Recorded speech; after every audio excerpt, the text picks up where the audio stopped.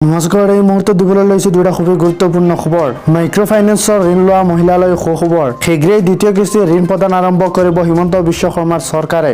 সৰ্বাধিক 20,000 টকা পৰ্যন্ত প্ৰদান কৰা হ'ব ঋণ লোৱা মহিলাক। 90 দিনৰ ভিতৰত NPA নোহোৱা মহিলাই লাভ কৰিব ধন। ইনচেণ্টিভ হিচাপে 20,000 পৰ্যন্ত ধন প্ৰদান কৰা হ'ব মহিলাসকলক। অনাদায় হৈ থকা ধন বেংকত প্ৰদান কৰিব চৰকাৰে। দ্বিতীয় কিস্তিৰ বাবে ইতিমধ্যে পুঁজি আবণ্টন দিছে চৰকাৰে। তৃতীয় পৰ্যায়ত NPA হোৱাসকলক প্ৰদান কৰা হ'ব ধন। দ্বিতীয়টো খবৰ হৈছে অতিকৈ জৰুৰী খবৰ। তিনিটা কাম নকৰিলে লাভ নকৰিব চৰকাৰে ধন।